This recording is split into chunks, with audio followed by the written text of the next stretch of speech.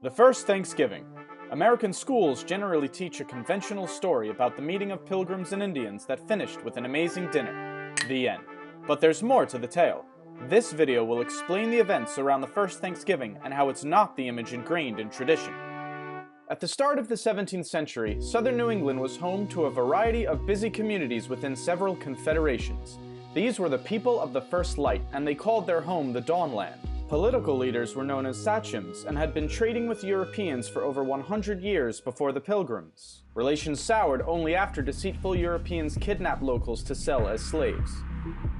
Permanent European settlement was impossible due to the already high population of native occupants. But in 1616, tradesmen introduced a disease to the Dawnland, whose inhabitants died in droves from a lack of immunity. In 3 years, up to 90% were wiped out in several confederations, including the Wampanoag. Their head sachem, Massasoit, was aware of how close they were to being subjugated by their unafflicted enemy, the Narragansett. He was determined to save his people from such a fate. This was the political world the Pilgrims were about to enter. The Pilgrims were not called Pilgrims by their contemporaries. They were known as Separatists, a branch of the English Puritans. King James hated Puritans and began persecuting them in 1604, so the Separatists fled to Holland, where they were free to worship. But because they feared losing their national and communal identity, the congregation wanted a new place to plant their church. They decided on America and asked King James for a patent that would grant them rights to build a colony. They planned to make a profit catching fish to pay off the debts to their investors. The Mayflower set sail on September 6th. 2 months later, Cape Cod was spotted and 16 men were sent ashore to inspect the area. Unfortunately, the settlers didn't know how to fish and food was running out. They resorted to stealing from graves, homes, and storage pits to keep everyone alive. Then came their first hostile encounter with natives, but no one was killed. On December 12th, they reached New Plymouth. They did not land on any specific rock, but folklore insists they did. Construction began in January. By winter's end, 44 settlers would be dead from bad conditions. In March, they were surprised when a man named Samoset walked into New Plymouth, greeting them in English.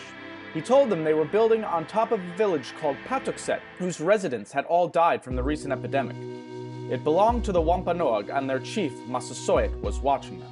The settlers were eager to trade, so 5 days later, Samoset returned with furs and companions, including Tisquantum. Known famously as Squanto, he had come to tell them in perfect English that Massasoit had arrived. After years of dealing with Englishmen, the sachem did not trust the newcomers. Edward Winslow was sent to be a hostage and declared the settlers' peaceful intentions.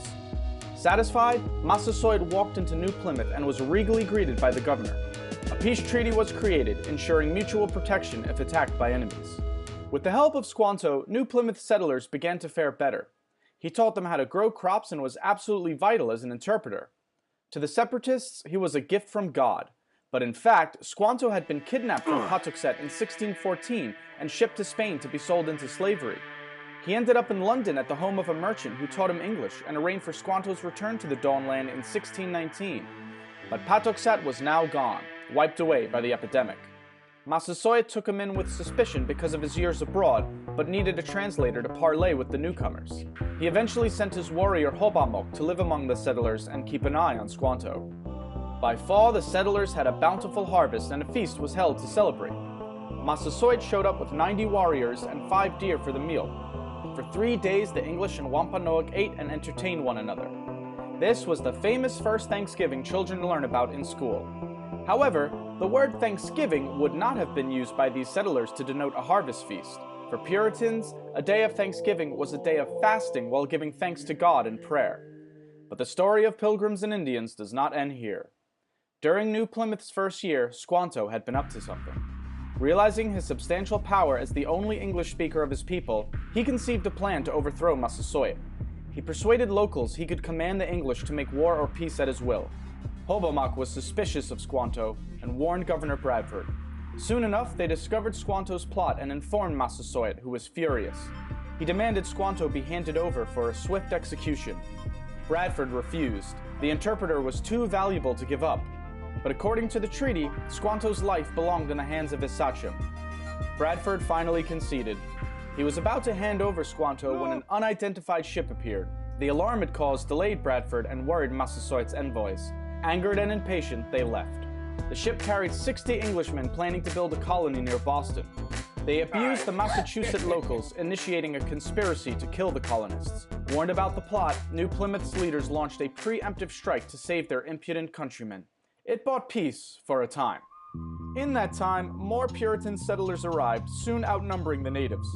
And while the Pilgrims' Treaty with Massasoit lasted until the Sachem's death, other Puritans were not concerned with such alliances. Their fanatic religious principles ensured no peace between the two cultures could last. To Puritans, Native Americans were the other, wild, savage, godless.